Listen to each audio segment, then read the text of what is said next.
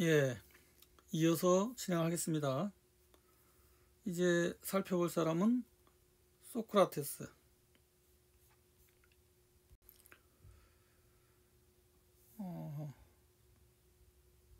소크라테스의 대표적인 명제는 덕은 지식이다, 이런 겁니다. 덕은 지식이다. 여러 가지 의미가 있는데 책상의 미덕은 뭔가요? 책상의 미덕. 좋은 책상. 그러면 공부하기에 좋은 어떤 기능을 가진 것, 이런 것이겠죠. 의자의 미덕. 편안하면서 허리를 다치지 않게 하면서 또 자세가 나빠지지 않게 하는 그런 의자. 그러면 좋은 의자가 되겠죠. 그러니까 좋은 책상, 좋은 의자, 좋은 연필은 어떤 건가요? 그렇다면 좋은 사람은 어떤 사람이 좋은 사람인가? 지식을 가지고 있는 사람이 좋은 사람이다. 인간의 미덕은 지식이다. 이런 얘기가 포함이 되고, 또 인간의 미덕은 어디에서 나오는가? 지식에서 나온다는 거죠. 거꾸로 얘기하면 인간의 악행은 어디에서 나오는가? 무지에서 나온다. 모든 죄는 무지의 소산이다. 살아가다 보면 아주 뻔뻔스러운 사람들 많죠. 그 사람들은 왜 이렇게 뻔뻔스러울 수 있는가? 무지하기 때문에. 정녕 안다면 그렇게 행동하지는 않는다.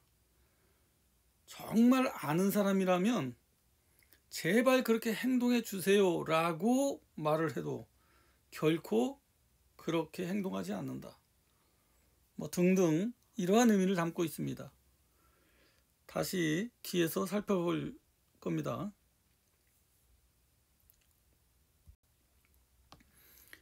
소크라테스는 펠로폰네소스 전쟁에 참여했던 사람이죠. 아테나와 스파르타의 전쟁에 참여했던 사람입니다. 그 전쟁에서 아테네가 졌는데 앞에서도 약간 언급했죠. 기원전 430년 여름에 아테네에 전염병이 창궐했고 그 전염병 때문에 페리클레스가 죽습니다. 그게 이제 하나의 원인이고, 페리클레스의 후임이 알키비아데스입니다. 이 알키비아데스는 좀 기억을 해둬야 될 이름인데 소크라테스의 친구입니다. 전쟁터에서 알키비아데스가 위험에 처했을 때 소크라테스가 알키비아데스를 구해준 적이 있다고 하죠. 그런데 이 알키비아데스가 아테네를 배신합니다. 그러니까 아테네를 이끄는 대장이 아테네를 배신하고 스파르타로 가는 겁니다. 거기는 어떤 사정이 있었겠죠. 그러니까 알키비아데스가 모함을 받아서 뭔가 위험에 처했다든지 그런 이유가 있는 것인데, 아무튼 그 결론은 알키비아데스가 아테네를 배신하고 스파르타로 넘어갔다. 좀 황당한 사건이죠. 그러니까 나중에 소크라테스가 사형 선고를 받는 데는 이런 이유도 있는 겁니다. 그리고 이제 스파르타는 그 자체로는 아테네를 이길 만한 힘이 없던 나라죠. 근데 스파르타가 페르시아랑 연합해서 아테네를 친 거죠. 그러니까 신라가 고구려 백제를 공격할 때, 전쟁할 때 당나라하고 연합하잖아요. 나당 연합을 만들어서 백제를 무너뜨리고 고구려를 무너뜨리죠. 그것과 마찬가지로 스파르타가 페르시아랑 연합해서 아테네를 치는 거죠. 그래서 이제 펠로폰네소스 전쟁에서 아테네가 패하고 아테네가 몰락해가는 시기에 소크라테스가 이제 철학을 합니다.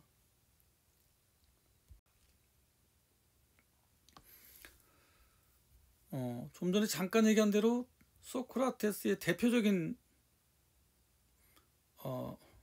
명제는 덕은 지식이다. 우리 교재 143쪽에 보면 다음과 같은 말이 나옵니다. 그걸 읽기 전에 약간 부연부터 하면, 어떤 사람이 델피의 신탁에 가서 그렇게 물었다는 거죠. 이 세상에 소크라테스보다 더 현명한 사람이 있습니까? 라고 물으니까 소크라테스보다 더 현명한 사람은 없다, 이런 대답이 나왔다는 거죠. 그 얘기를 소크라테스가 전에 듣고 거기에 대해서 이렇게 생각을 하는 겁니다.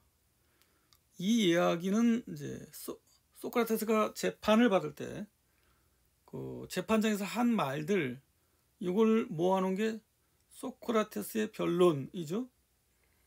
우리 때는 소크라테스의 변명, 뭐 이런 제목으로 책이 출간됐는데, 요즘은 아마 소크라테스의 변론, 그렇게 나오는 것 같아요. 그 얘기를 잠깐 할까요? 소크라테스가 남긴 책은 전혀 없습니다. 글 한 줄도 남아있지 않습니다. 소크라테스에 대한 모든 이야기는 거의 플라톤이 전해주는 이야기입니다. 플라톤의 저서는 대부분 소크라테스를 주인공으로 하죠. 그러니까 소크라테스는 플라톤이라고 하는 제자를 통해서만 우리에게 전해주고 있는 거죠.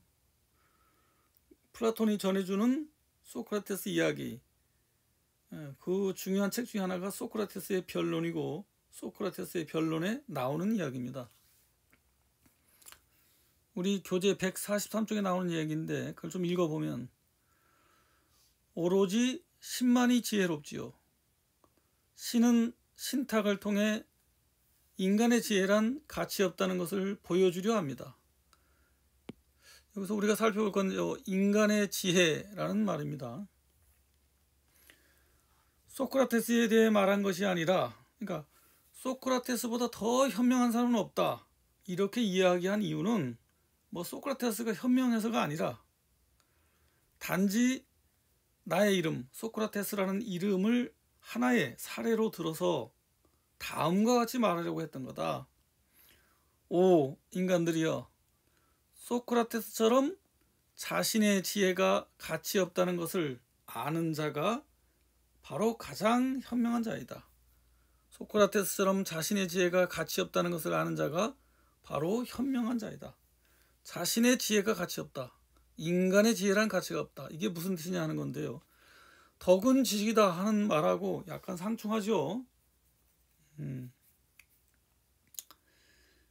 여기서 인간의 지혜란, 또는 자신의 지혜란 뭘 얘기하냐면,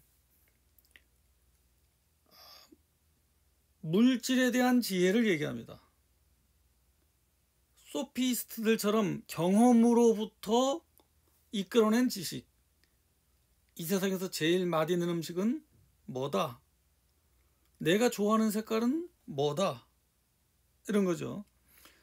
요 대목이 나오기 전에, 교재 143쪽 요 얘기가 나오기 전에 바로 위에서 나는 물질에 대한 사색에 전혀 관심이 없습니다, 재판장에서 그렇게 말하는 이야기가 나와요.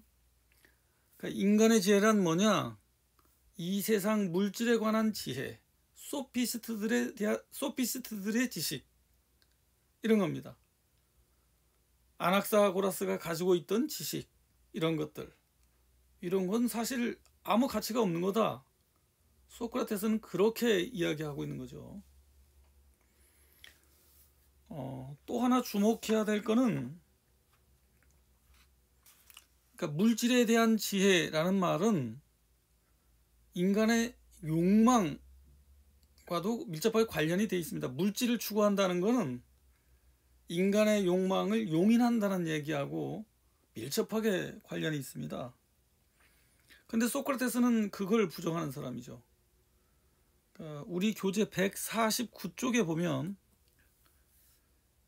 마지막 단락에 소크라테스는 신체에서 비롯되는 모든 정욕을 극복하기 위해서 끊임없이 노력한다. 이런 얘기가 나와요. 그러니까 소크라테스를 상징하는 건, 소크라테스는 의지의 화신이거든. 의지의 화신입니다. 아주 강철 같은 의지를 가지고 있는 사람이어서 뭐 추위, 더위 이런 것도 아랑곳하지 않는 모습, 그리고 모든 욕망을 끊어 없애려고 노력했던 사람, 뭐 이런 모습을 보여주거든요. 그러니까 다시 여기서 인간의 지혜란 뭐냐?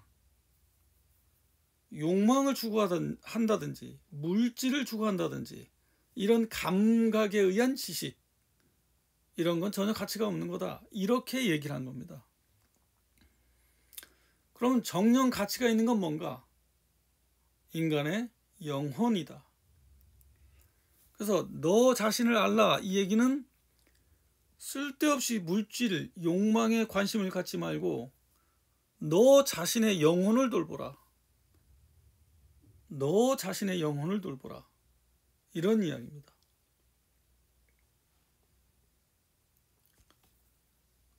이어서 이야기하겠습니다. 플라톤의 저서 중에 파이돈이라는 책이 있습니다. 중요한 얘기가 매우 많이 나오는 책인데, 이 책에서도 이제 이런 얘기가 나와요. 살아있는 동안은 우리가 될 수 있는 한 육체와 상관하지도 않고, 이때 육체란 감정, 욕망 이런 거라고 그랬죠. 어울리지도 않으며 또 육체적인 성질에 젖지도 않고, 오히려 신이 우리를 해방시켜 줄 때까지 우리 자신을 깨끗하게 지켜야 그나마 인식에 가장 가까이 이를 수 있다고 생각하네. 여기서 인식이란 진리 탐구, 이성, 덕은 지식이다 할 때 그 지식을 얘기하는 겁니다. 뭐 이런 대목들에서 명확하게 알 수가 있죠. 인간은 영혼과 육체로 이루어져 있다. 그러니까 육체와 관련 있는 지식들, 이건 지혜가 아니다. 육체와 상관없이 영혼 그 자체가 깨달아내는 지식, 이것만이 참된 지식이라고 보는 거죠.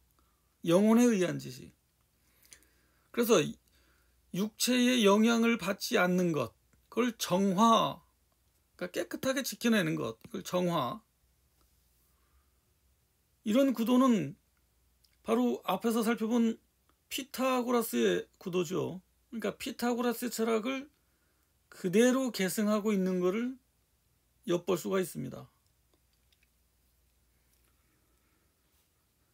덕은 지식이다 할 때 그 지식, 영혼의 지식입니다. 육체, 욕망 이런 것과 전혀 상관이 없는 지식. 피타고라스가 1 더하기 2는 3이다. 이렇게 관심을 갖던 수학적 지식에 상응하는 절대적인 지식. 뭐 예를 들어 사랑이란 무엇인가, 사랑 그 자체, 거기에 대한 탐구인 거죠. 그러니까 소크라테스가 원하는 건 경험적인 지식이 아닙니다. 사랑이란 뭐냐? 보고 싶은 마음이다. 예를 들어서 공자 같으면 그렇게 얘기할 수 있어요.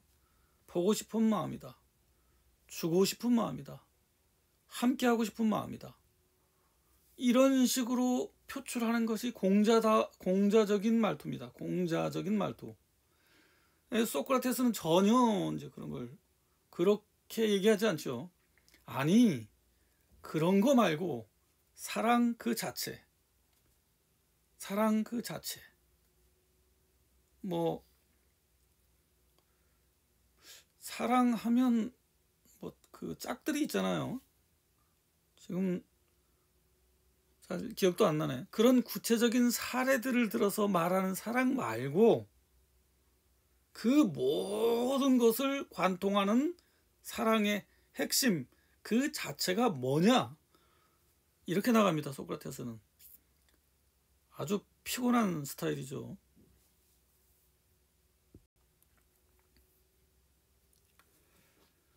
그러니까 소크라테스의 문답법, 이것도 좀 생각을 해둬야 됩니다. 소크라테스는 가르치지 않고 상기시킬 따름이라고 말한다. 가르친다. 여기서 가르친다는 건 뭐냐면 외부에서 그 사람의 외부에서 내부로 들어가는 겁니다. 그러니까 그 사람이 전혀 모르고 있는데 어떤 지식을 그 사람한테 전달해 주는 겁니다. 서울에 가봤더니 63빌딩이 어떤 모양으로 어디에 서 있더라. 그건 그 사람은 전혀 모르는 지식이죠. 그거를 알려주는 건 전혀 모르고 있던 것. 그 사람 자신으로는 도대체 알 수 없는 지식을 외부로부터 주입시키는 거죠. 그런데 소크라테스는 그런 건 지식이라고 생각을 안 합니다. 그런 지식이 아니라 상기시킨다. 이 상기라는 말은 플라톤 철학에서 매우 중요한 개념으로 나옵니다. 그러니까 상이라고 하는 건 기억, 기라고 하는 건 일으키는 거죠. 기억을 불러일으키다. 그 사람이 그 자신 안에서 가지고 있던 지식을 불러내는 겁니다. 어떻게 그렇게 표현할 수도 있겠네. 우리가 컴퓨터가 있으면 하드웨어에 저장되어 있는 게 있잖아요. 그거를 끄집어내는 건지 아니면 그 컴퓨터에 없어서 뭐 USB나 이런 걸 통해서 외부에서 가져다가 꼽는 것인지 다르다고 할 수 있잖아요.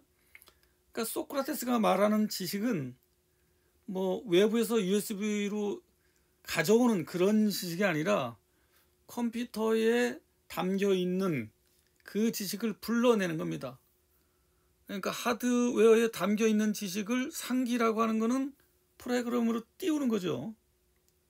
되살려내는 거죠. 자기가 말하는 지식은 모두 그렇다는 겁니다. 그래서 어떤 얘기가 나오냐면 그는 노예 소년을 불러들인 다음에 노예이고 소년입니다. 소년이라는 건 경험이 적은 사람이 적다는 거죠. 노예니까 제대로 배웠을 리가 없습니다. 이 소년에게 기하학 문제에 관해 질문함으로써 지금 지식은 상기하는 것이다. 이거를 입증하겠다라고 이제 선언을 하고 기하학에 대해서 전혀 모르고 있는 노예 소년, 그런 소년이 소크라테스의 질문에 대답하다가 보니까 저절로 기하학적 지식을 깨닫는, 다시 말하면 지식은 상기된다는 것을 입증하게 되는 거죠. 무슨 얘기인지 이해가 되죠, 이거는. 그러니까 지식이란 밖에서 들어오는 것이 아니라 내 머릿속에 있는 것을 불러내는 것이다. 소크라테스의 아버지는 석공이었고 어머니는 산파였습니다. 그러니까 석공이 뭐예요? 돌을 깨서 뭘 만드는 거죠. 그래서 돌을 깨서 이순신 동상을 만든다. 그럼 이 사람들은 어떤 식으로 사유를 하냐면 그 돌멩이 속에 이순신 장군이 있다고 생각하는 거죠. 그래서 이순신 장군의 모습을 제외한 나머지를 깨부시면 남는 것은 저절로 이순신 장군의 동상이 되는 거죠. 석상이 되는 거죠. 이 파사현정, 그러니까 잘못된 것을 깨트림으로써 올바른 것을 드러낸다. 이런 뜻입니다. 그러니까 잘못된 것을 깨부수기만 하면 남는 것은 올바른 거죠. 그러니까 잘못된 것들을 제거해내면 저절로 올바른 것이 남는다. 그러니까 소크라테스의 문답법에서는 상대의 단점, 논리적 단점을 지적함으로써 그 논리적 단점을 보완해 나가다 보면 결국 결론에 이르는 거죠. 대표적인 게 우리 왜 스무고개 이런 거 많이 하잖아요. 아닌 것들을 제거하다 보면 결국은 정답에 이렇게 되는 거죠. 어머니는 산파였는데 산파가 뭐 하는 사람인지 알죠? 요즘은 다 병원에 가서 애를 낳지만 내가 아주 어릴 때만 해도 동네에서 경험이 많은 아주머니들이 애 낳는 것을 도와주죠. 그러니까 이제 그런 경우를 산파라고, 전문적으로 애 낳는 걸 도와주는 사람을 산파라고 하죠. 산파는 이제 본인이 애를 낳는 건 아니고 남이 애를 낳는 걸 도와주는 것이듯이 지금 이제 소크라테스도 자신이 그런 산파 역할을 한다는 거죠. 애를 낳는 것은 이 노예 소년이고, 노예 소년이 애를 낳을 수 있도록, 노예 소년이 기하학적인 지식을 깨달을 수 있도록 옆에서 도와주는 역할, 나는 그런 역할을 할 뿐이다. 그걸 소크라테스의 문답법이라고 하죠. 자, 여기에서 이제 서양 철학의 중요한 특징 하나가 나옵니다. 소크라테스의 변증법이라고도 하죠. 변증과 실증. 변은 변호사 할 때 변자하고 비슷한 모양입니다. 요 가운데는 지금 칼도가 들어가 있는데 요 가운데 들어가 있는 칼도 대신에 말씀원이 들어가면 변증이 되는 건데, 그러니까 말 가지고 증명하는 거, 다시 얘기하면 논리로 증명하는 걸 변증이라고 합니다. 변증은 경험을 필요로 하지 않습니다. 그러니까 삼각형의 세 내각의 합은 180도다. 이건 경험으로 나올 수 있는 지식이 아니죠. 각도기 뭐 365일 내내 각도기 가지고 돌아다녀 봐야 그런 결론을 도출하지 못합니다. 그러니까 경험을 필요로 하지 않는 지식, 경험에 의해서 증명되는 것이 아니라 논리적인 증명, 이걸 변증이라고 합니다. 지금도 변증법이란 말을 굉장히 왜곡해서 사용하죠. 제대로 모르고, 그러니까 정반 합 요거만 알아가지고 변증법이란 말을 매우 이상하게 사용합니다. 학자들조차도. 그러니까 변증의 의미, 핵심적인 의미는 논리적인 증명이라는 뜻이에요. 논리적인 증명. 그 반대말은 실증이죠. 실증이라고 하는 건 논리로 증명하는 게 아닙니다. 단풍나무의 잎은 노랗다. 이걸 뭐 어떻게 논리로 증명해요? 직접 눈으로 봐야죠. 직접 눈으로 봤더니 단풍나무의 잎이 노랗다. 그러면 그 말은 참이고, 단풍나무가 노랗다고 해서 가봤더니 빨갛더라. 그 말은 거짓이 되는 거죠. 변증과 실증. 그러니까 이 변증을 밀고 나간 사람들이 누구예요? 소크라테스, 플라톤. 중세의 아우구스티누스. 근대의 합리론. 데카르트, 라이프니츠, 스피노자, 그 이후에 칸트, 헤겔, 이렇게 나가는 겁니다. 그러니까 헤겔에 가서 변증법이 나오는 거죠. 물론 그 이전에 칸트가 변증이란 말을 많이 또 사용합니다. 실증을 밀고 나간 사람들이 누구예요? 초기 좀 과학적 사유를 했던 사람들은 말할 것도 없고, 아리스토텔레스 한테 그런 면모가 좀 있고, 중세의 토마스 아퀴나스, 그리고 이제 근대 과학 철학자들은 뭐 말할 것도 없죠. 경험론자들, 로크, 퍼클, 휴մ. 로크는 아예 모든 지식은 경험으로부터 나온다. 이게 천명을 하는 거죠. 모든 지식은 경험으로부터 나오기 때문에 모든 지식은 경험에 의해서 검증되어야 되죠. 경험론이라고 하는 것은 경험적 사실로 입증이 되어야 한다. 이런 의미를 가지고 있어요. 초기의 경험론이란 모든 지식은 경험으로부터 나온다. 이런 거. 그러니까 지식이 경험으로부터 생겨난다. 이런 의미도 있지만 좀 지나면서 경험론이란 경험을 가지고 입증하는 것을 경험론이라고 합니다. 그러니까 당연히 이런 실증이죠. 로크, 버클리, 휴մ, 벤담, 밀 이런 사람들. 그러니까 서양 철학의 두 줄기 가운데 이 변증이라고 하는 한 줄기가 소크라테스부터, 뭐 물론 그 이전에 피타고라스죠. 소크라테스 이후에 이제 플라톤, 그러니까 플라톤에 의해서 집대성돼서 그것이 서양 철학의 원류가 되는 겁니다.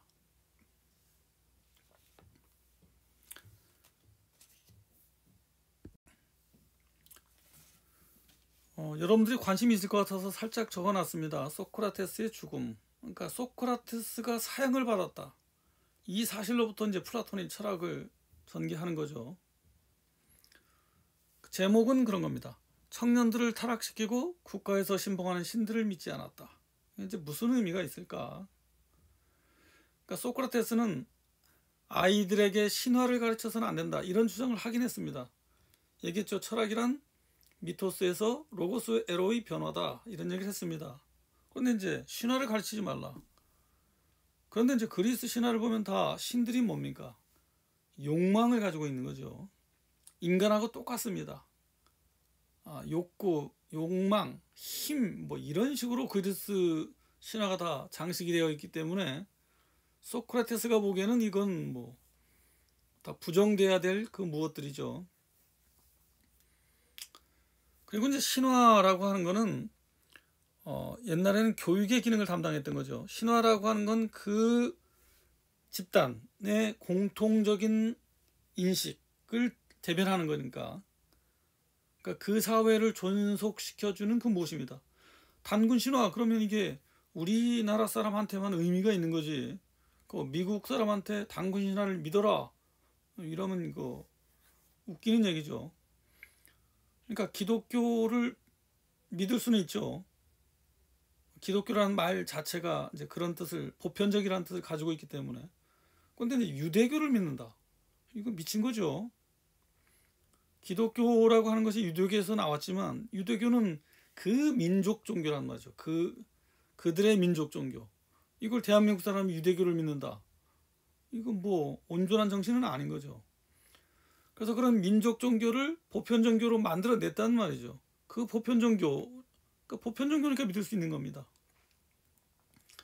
그러니까 신화라고 하는 거는 다 민족 종교이기 때문에 그 집단만이 가질 수 있는 거죠. 그리고 그 집단을 뭔가 묶어주는 역할을 하는 거죠. 그런데 이제 소크라테스가 그걸 공격한다. 아테네를 공격하는 거랑 같습니다. 아테네를 공격하는 거니까 청년들을 타락시키는 것이기도 하죠.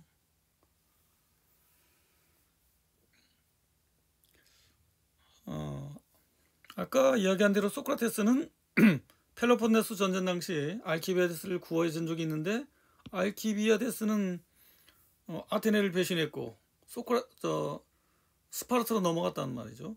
그리고 소크라테스의 제자가 아마 그 스파르타의 첩자로 잡혀가지고 실제로 잡힌 적이 뭐 묵은지는 몰라도 그런 일이 있었을 겁니다.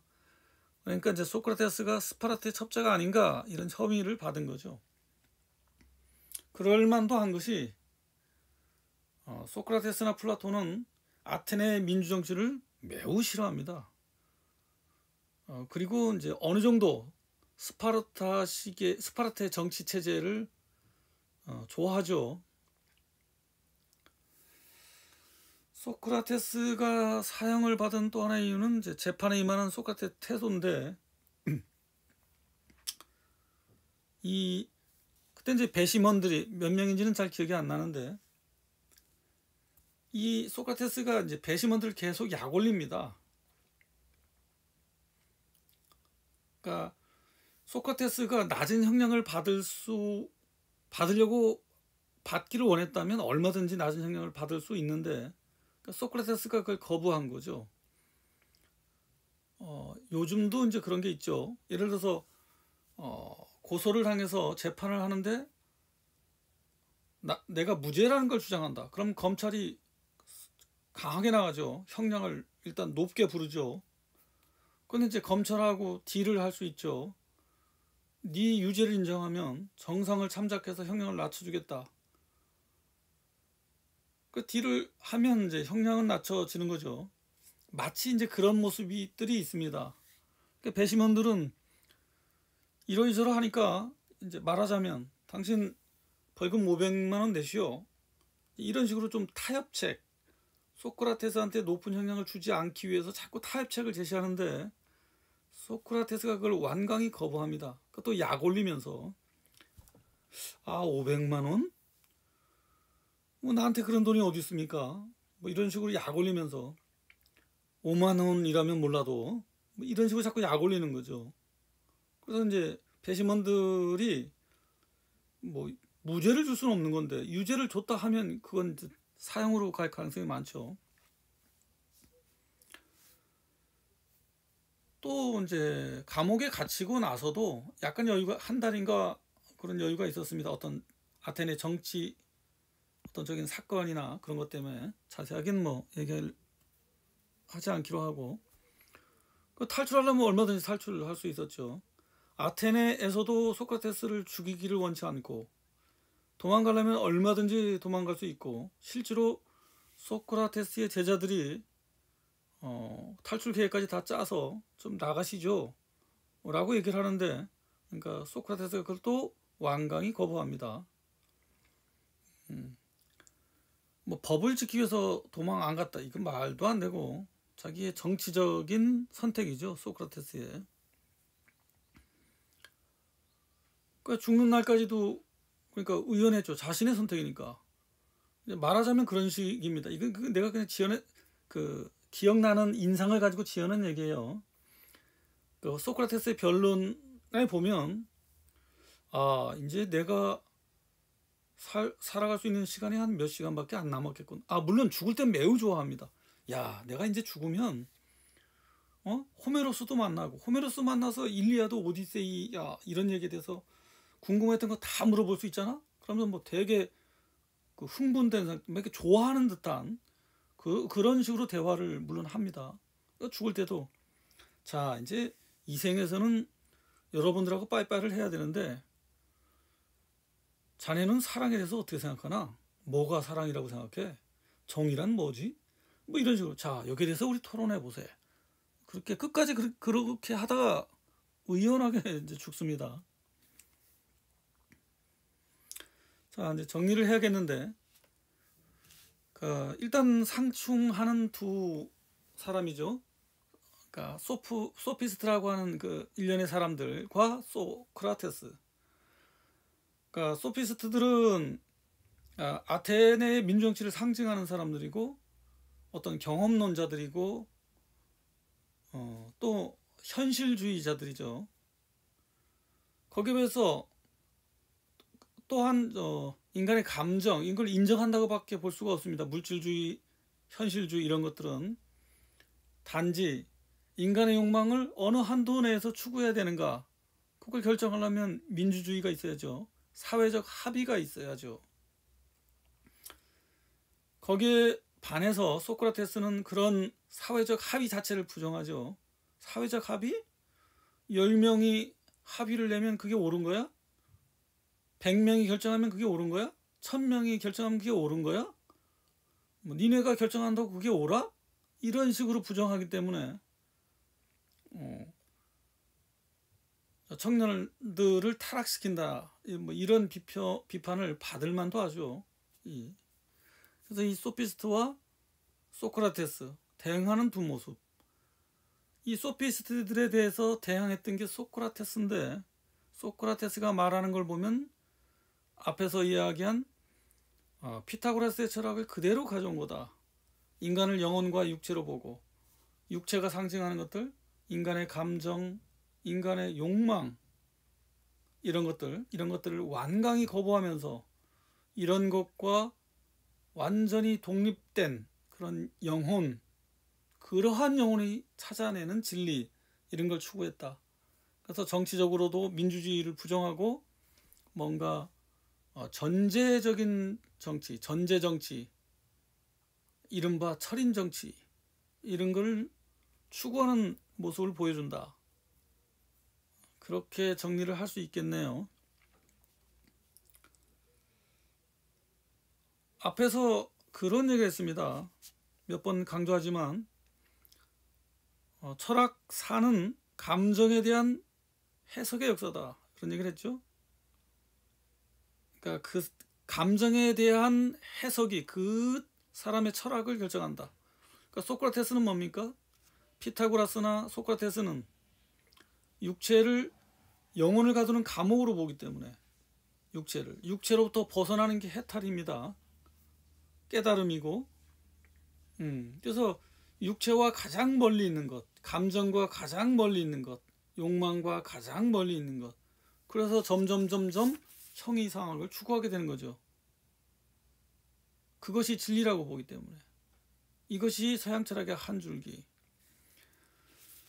또 과학, 밀레트 수학파라든지 소피스트들이라든지 이런 사람들이 보여주는 건 뭐예요?